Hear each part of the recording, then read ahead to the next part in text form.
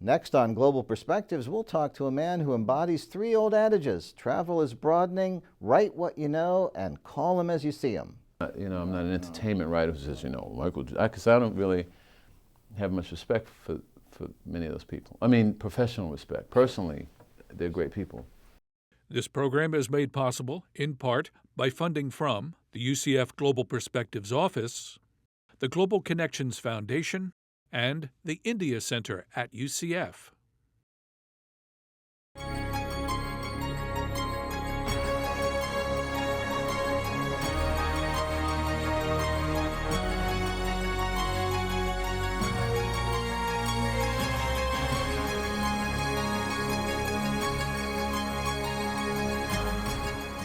This is Global Perspectives with Pulitzer Prize-winning commentator John Bercia, Special Assistant to the President for Global Perspectives at the University of Central Florida. Hello and welcome to Global Perspectives. A bit of a change today. Our guest is James McBride, author of The Color of Water. He's also a musician and a composer and has lots of fascinating aspects of his internationally oriented life to share with us today. Welcome, Mr. McBride. Delighted to be here. Thanks for joining us. Why don't you start at the beginning? We all know you for The Color of Water, but you've written other books, and there are many aspects of your life that we don't know. Why don't you give us just a snippet of where you started, your international background? Well, I suppose you could say I started in Poland because my mother was from Poland originally. Then she came here, met my father, married him. Myself, I was born in Brooklyn, New York, in a housing project called Red Hook, or near a housing project called Red Hook. My parents started a church there, which I'm still involved with today. I studied at Oberlin in the college and the Conservatory of Music, and I have a master's from Columbia University. And I worked as a journalist for 9 years. I started out at the Wilmington News Journal, then went to the Boston Globe, then I had a stint at People magazine, which was one of my less proud moments, but it was an interesting job. I covered Michael Jackson exclusively for that magazine. Then I was under contract to Rolling Stone for a year, and then I went to the Washington Post. And I was at the Post for a couple of years working for the style section, and I quit. And then I became a jazz musician, full-time for 9 years. And during that time I wrote my first book, The Color of Water. So I did a lot of traveling during that time. And then after The Color of Water came out, I did even more traveling, And since that time, I've kind of shaped a life for myself as a person who uses stories to, kind of a professional storyteller, if you will. I've written screenplays and books, novels. I've written music for people like Grover Washington Jr., Anita Baker. I've written a couple of very highly unsuccessful musicals. I've done a lot of failing, but I kind of live a life that I've created for myself. I love music and I love to write, and so I do those things. You mentioned Michael Jackson. My wife and I are big Michael Jackson fans. Tell us about the Victory Tour. It was a highly disorganized piece of business, but it was phenomenal in terms of how he dealt with his music and with his presentation. He was very paranoid about the press, and so his family and I they didn't like me that much. And for good reason, because I really wasn't an entertainment reporter type.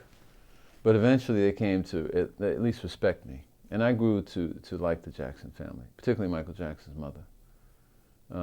Of course, I've never spoken about it publicly, I suppose, other than here. I mean, because it's something that most people don't know. But I never believed any of those things that they said about the child molestation. I never thought any of that was true. I saw, because I traveled with them for 6 months, that's about how long the tour lasted.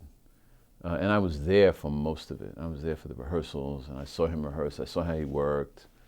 I met him. He thanked me at one point, later on, after he realized I wasn't interested in whether he had, whether the dog pooped on the rug or the stupid entertainment reporter stuff. And I would just say that he was a very classy fella, very talented, deeply talented, and and very meticulous in terms of how he dealt with his music and his entertainment presentation. And as a musician, because most people did not know I was a musician, I watched rather closely. So I don't know if I answer your question or not, but I felt then and now that he was a rather misunderstood man. And I thought his mother did a wonderful job with her kids. I had a lot of respect for Mrs. Jackson. But again, I'm not her spokesman, and I'm not an entertainment writer who says, Michael, because I don't really have much respect for many of those people. I mean, professional respect. Personally, they're great people. Let's go back to your mother. When was the first time you visited Poland? Oh, I've never visited Oh, you Poland. haven't visited? No, I've visited. I've been to Europe many times, but I've never been to Poland. I was in France this summer, and I speak French fairly fluently. And it's worth mentioning that when I was in college, I stayed with an old woman who was French, who was a member of the La Resistance in French, La Resistance, whatever, in France, in Normandy. She was when the Germans took over Normandy, they took over her house. So at school, at Oberlin, they were very judicious about where they put the black students, because some French people just didn't want black people. I mean, it doesn't mean all French people are racist, blah, blah, blah. So some of them just didn't know or want any black students. But this woman, her name was Madame Rouet, she would take any student, and she was fantastic. So the black students who had stayed with her the year before said to me, when you go to France, make sure you stay with Madame Rouet. And so I did, and she was fantastic. And I ended up playing with a jazz band in France, and I never went to school. I would sit in her living room and watch television and eat all morning. And she had a lot of great influence on my life, in the sense that my mother was white, of course, and Madame Rouet was white as well. But they had a very common theme in their lives, in that they basically did what they wanted to do. And at that delicate stage, I was 19 then. I was going to, what should I do? I was, should I, be a doctor? I'm studying music. I'm studying English. What, And Madame Rouet gave me some of the best advice she ever gave me. Was one of the great things she said to me. She said, in my life, I've always done what I've wanted to do, and I've never been sorry. And this is a woman who still had the pistol in her house that she used during the resistance. I mean, she was the real thing. Most of the people in France are like most people here in the United States. They remember history the way they want to remember it. So everybody was in the resistance. Nobody was with the Germans the Vichy government shipped 75,000 Jews to their deaths without even being asked. So somebody was involved. In America, it's the same way. All of us were with the civil rights movement, by God, March on Washington. There were 1 million people there. And all of them weren't black, but I suspect most of them were. But in any case, my point is that revisionist history is part of the world's problem. But Madame Rouet was actually someone who truly was in the resistance. And one of the reasons why we started to talk about it is because she saw black soldiers for the first time. And she saw in Normandy, how kind they were, and how dedicated, and she saw the division, the separation between the races in the American forces, and she was quite puzzled by that. And later on in life, I went to write my first novel and started reflecting about World War II and some of the things that Madame Rouet was talking about. I recall that one of my uncles had served in Europe during World War II, and that was the inspiration for my first novel. But my mother, going back to your initial question, was someone who really never gave race that much import, in the sense that she just, she was a white woman in a black community, but it really wasn't that big a deal. She was respected by most of her neighbors. There was always one or two knuckleheads who, might have had something to say, but they didn't say it to us.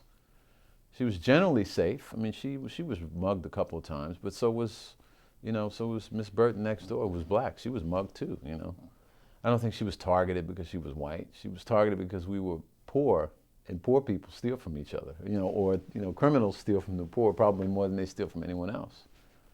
But I think her perspective on issues like race and class helped me as a man and as a writer and as a person. Tell us how you got into writing. Did you intend to be a writer in a journalistic sense or a writer of novels, and you ended up being both? I just floated to what I liked. I never wanted to be a writer. I thought writers were boring. In fact, and still, I don't like to be around writers too much. They're boring. But, you know, anybody who talks about themselves too much, or, you know, their craft or what somebody else did and I liked it and I didn't like it, blah, blah, blah. I'd rather be around a bunch of carpenters or hillbillies or somebody. Tell me a dirty joke. That's really kind of, you know, nah, I mean, I don't live there, but my point is that I don't really want to be around people who talk about craft all the time. I was at Oberlin. I took one English course, and the professor, his name was Tom Taylor, noticed something in my work, and he said, "You know, you have a real touch here." And I mean, the story wasn't that good looking back. I mean, God bless him, he saw something. And so when I got ready to graduate, I started becoming more socially conscious in school, and thought that maybe I should become a journalist so I could write the story to tell the world about all the wrongs that went on. I was a naive young man. So I got into Columbia Journalism School straight away out of Oberlin. I wrote an essay about my life, I think. I had to provide a writing sample. And Columbia's a heavyweight school. So when I got there, I wasn't like at the top of my class. I wasn't even in the middle of my class. I would say I was not, maybe there were 80 students there, 100 students. I don't think I was one of the top 80, but I worked hard, you know, and I played in the salsa band to make money. So that was kind of a problem because I would play until 3, 4 o'clock in the morning. And then at Columbia, especially on Mondays, you had like this big day where everyone would have to show up and a great speaker would come and talk, you know, Tom Wolfe and Mayor Koch and all these, you know. And these students were really smart, you know. And they had been the editor of the college paper. Some had been journalists already. But I made it through somehow. There was a fellow named Norman Isaacs who was a former editor of the Louisville Courier-Journal, who was my main professor at the time. He was an old-fashioned man from Indiana. He'd never taken a driver's test because he was so old that when they gave it, you know, when he got his license, they just gave you the license. So he was what was called my reporting and writing professor. And he was pretty tough. He was a hard person to please. And I remember when the Pope came to Harlem, he sent me up to cover the Pope coming to Harlem. And he sent me up there 3 times. Like the 3rd time and the Pope came at 10 in the morning. You know, at 7 p.m. I'm still walking around Harlem trying to get quotes from people. But he helped me tremendously. And he was a real moral, ethical person. And so I got out of school and I became a journalist and I just started writing and I just did journalism and jazz for a while. I didn't really want to be a writer, but I followed my muse, I suppose. And what is your favorite type of writing now? I prefer fiction because there's just more creativity involved.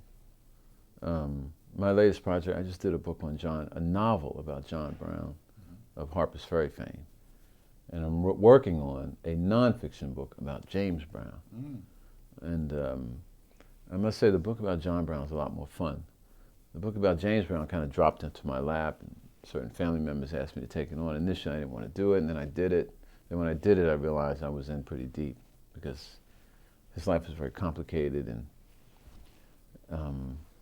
you know, you're walking over territory that has so many hacks have walked over before you. And I shouldn't use the term, but it's true. I mean, music writers, you know, the top 10% are great writers. The rest are just guys who, you know, men or women who have clipping. I'm not really that big on critics and people who write about art. Unless you're really good, you probably should write about something else. Because I live on the artist side, and I know how difficult the art is. So, and I've never critiqued another person's art or book.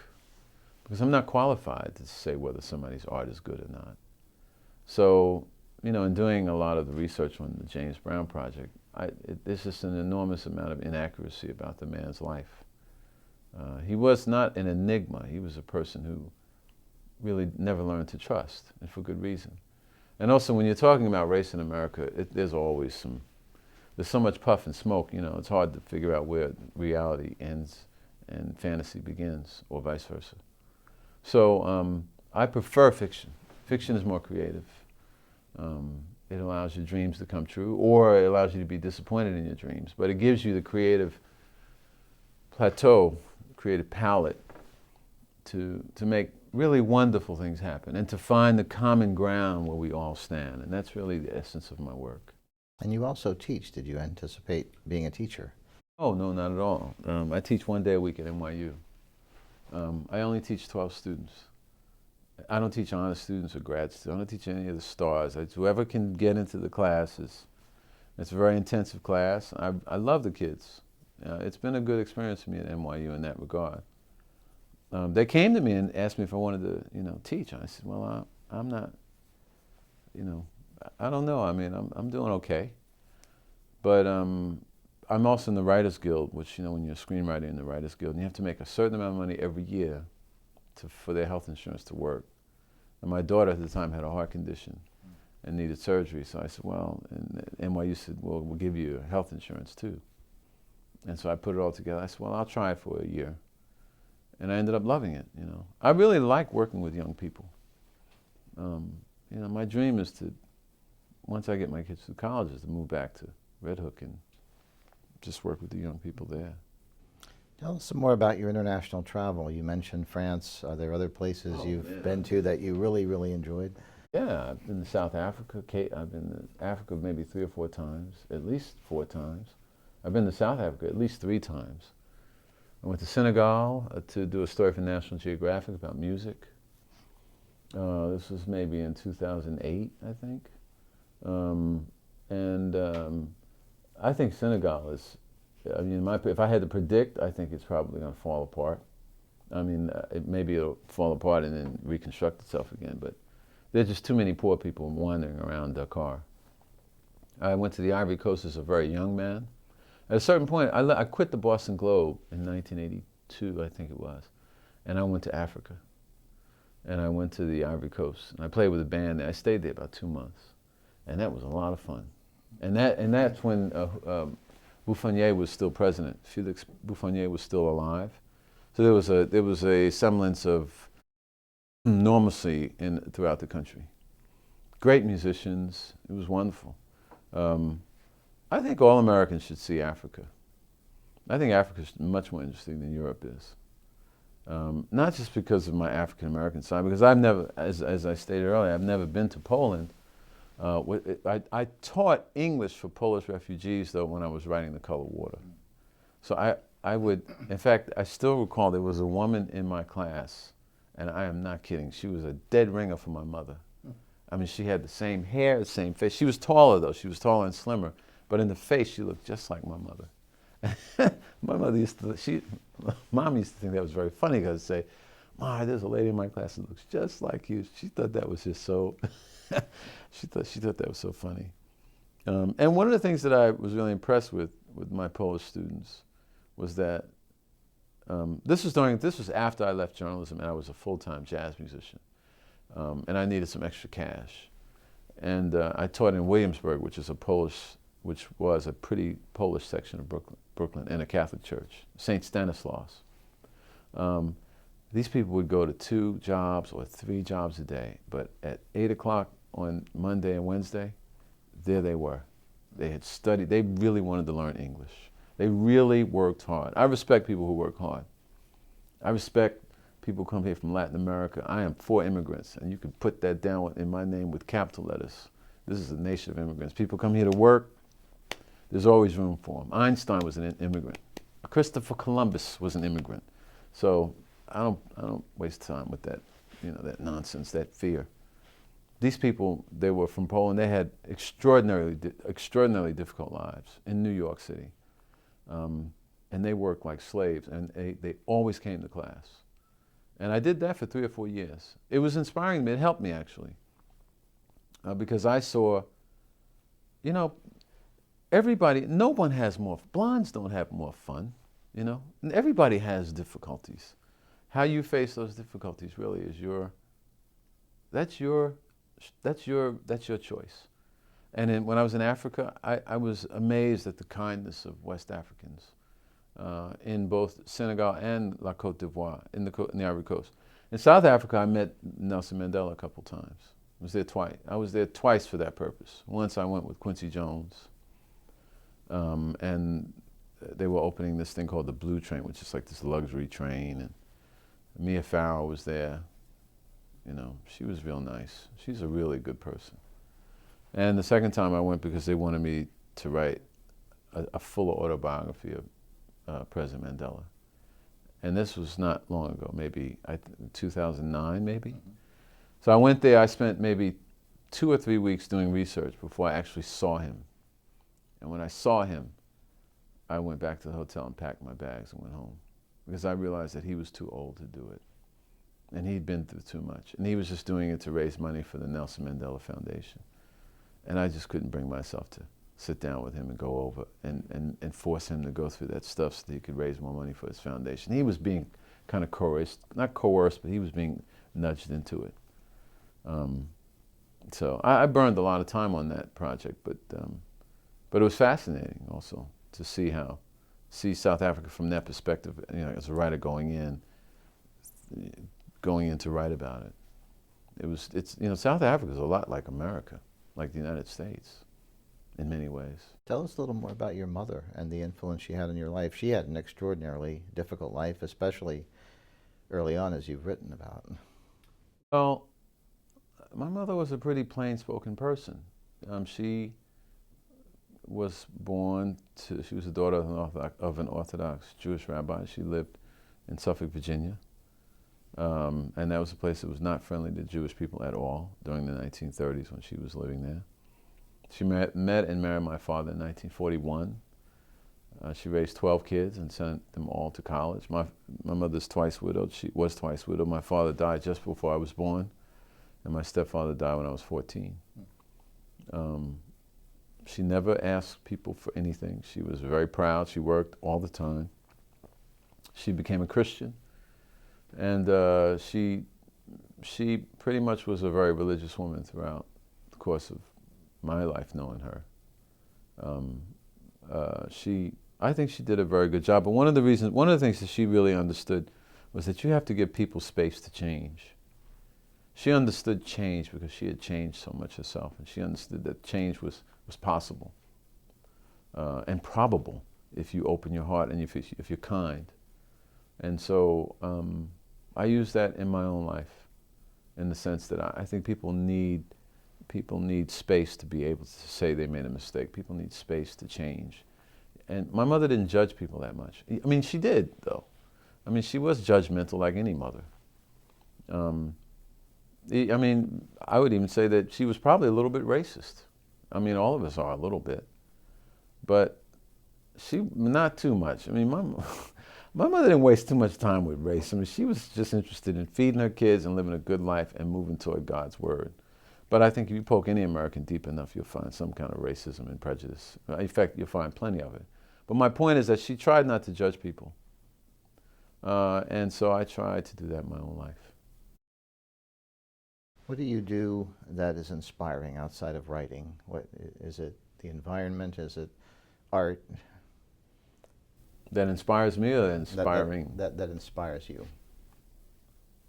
Jeez, that's the hardest question I've been asked in a long time. I'm inspired by seeing young people do what they do. I suppose teaching inspires me. I mean, it's the hardest job. You can do it you can do it as hard as you can. It's still not enough.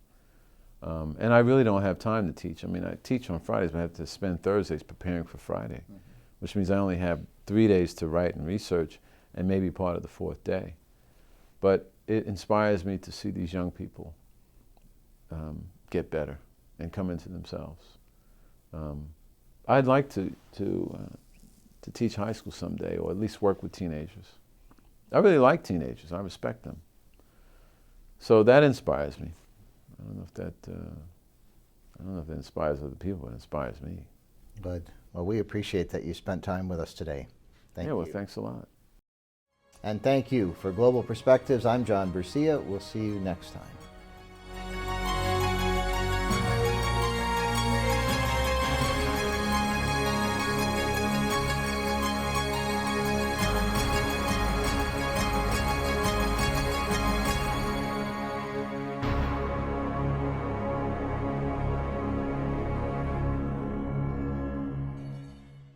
This program is made possible in part by funding from the UCF Global Perspectives Office, the Global Connections Foundation, and the India Center at UCF.